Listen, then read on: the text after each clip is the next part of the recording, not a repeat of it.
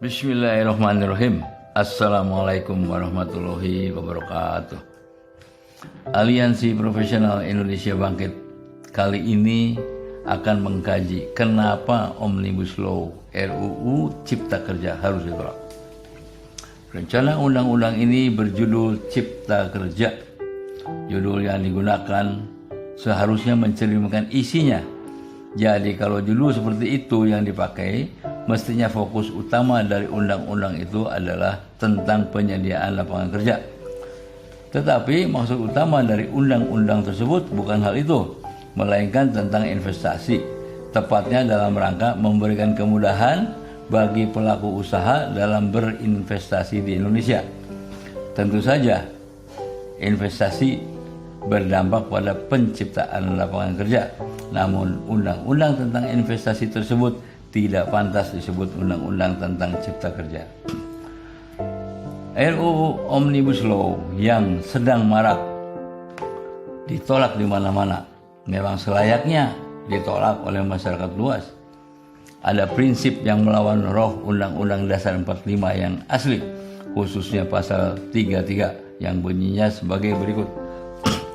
Pasal 33 ayat 1. Pertama,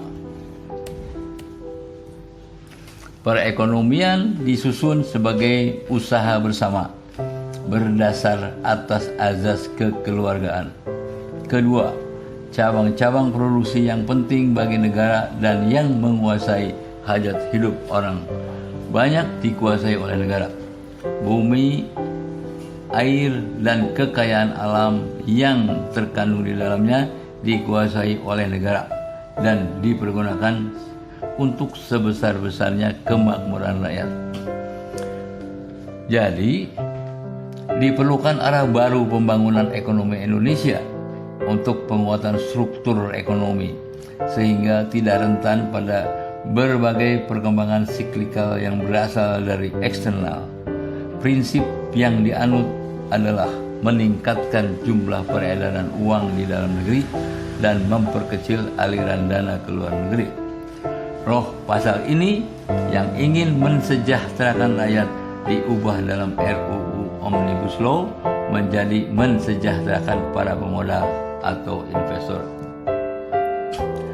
Ada kekeliruan mendasar di dalam mindset inisiator dan penyusun RUU Omnibus Law ini, yakni satu, yang harus ditingkatkan kesejahteraannya itu terutama adalah rakyat, bukan investor. Kedua, kebijakan ekonomi harus lebih difokuskan pada peningkatan perolehan manfaat ekonomi oleh rakyat pribumi yang sejauh ini terpinggirkan, bukan untuk mengutamakan investor dan orang asing. Cabang-cabang produksi yang penting harus dikuasai negara, bukan pihak asing. 3 poin ini merupakan kesalahan mendasar dalam berpikir untuk memberikan obat akibat resesi ekonomi. Ternyata hanya investor dan atau pengusaha non pribumi dan asing yang diuntungkan. Maka dari itu sangatlah layak jika RUU Omnibus Law ini ditolak. Saudara sekalian, obat resesi ekonomi yang jitu sebenarnya sangat sederhana. Aliansi Profesional Indonesia Bangkit telah menyusun kiat mengatasi krisis ekonomi yang dialami negara kita, yakni 1. Memperbaiki struktur ekonomi nasional dengan menambah kas negara dan peredaran uang di dalam negeri dengan cara A. Memperbesar ekspor dan mengurangi impor. Perbanyak ekspor seluruh potensi yang ada dengan mempermudah dan mempersingkat waktu ekspor. Hilangkan atau batasi pajak-pajak ekspor yang terkesan meningkatkan biaya produksi. Mengurangi dan bahkan stop impor secara bertahap. Misalnya saja produk pertanian pangan, hortikultura, perikanan, kehutanan. Mesin-mesin, atau spare part yang telah dibuat di dalam negeri, tekstil dan komoditi lainnya yang telah diproduksi di dalam negeri tidak perlu diimpor lagi. Sebagai gambaran dari ekspor perkebunan saja dapat diperoleh uang kas, uang masuk sebesar 1.104 triliun per tahun. B. Swasembada pangan, beras, gula, jagung, dan lainnya. Alihkan penggunaan tepung gandum menjadi tepung sorghum, tepung beras, ketela, pisang. Upaya ini akan menghasilkan 81 triliun per tahun. Menggunakan CPO sebagai senjata diplomatik, bukan sebaliknya, seperti saat ini Indonesia dikendalikan oleh pasar luar negeri. Indonesia bisa memainkan perang ekonomi dengan kuatnya produksi pangan dan perkebunan. Stop atau sangat dibatasinya pengiriman uang ke luar negeri dan longgarkan pengaturan uang masuk ke dalam negeri. Laksanakan tight money policy. Semua hasil penjualan produk perusahaan nasional dan asing harus disimpan di dalam negeri. Demikian juga hasil kerja tenaga kerja asing harus habis dibelanjakan di dalam negeri. Nasionalisasi perusahaan asing yang bergerak di bidang pertanian, tambang, minyak, dan air. Setidaknya mereka membayar royalti yang sepadan untuk memakmurkan negeri. Dari production sharing kontrak saja sudah ada pemasukan sebesar 802 triliun per tahun. Kembalikan tenaga kerja asing yang merugikan angkatan kerja warga negara Indonesia dan stop proyek obor yang tidak bermanfaat untuk rakyat Indonesia. Kedua,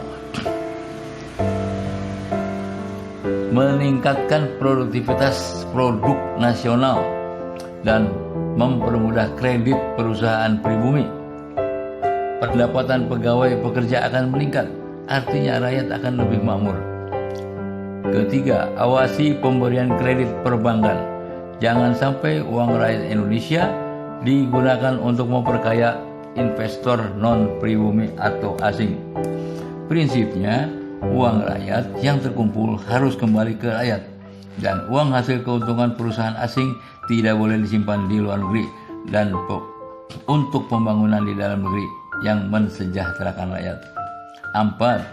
Membatasi wisatawan dalam negeri dan orang sakit untuk berkunjung atau berobat ke luar negeri. Arahkan untuk mengunjungi daerah wisata di dalam negeri dan rumah sakit terbaik di dalam negeri. Dengan begitu dapat menghemat sebesar 509 triliun per tahun. Pengawasan penyelundupan berbagai komoditi ke luar negeri dan penyelundupan narkoba, senjata, barang mewah, dan lain-lain ke dalam negeri ditingkatkan.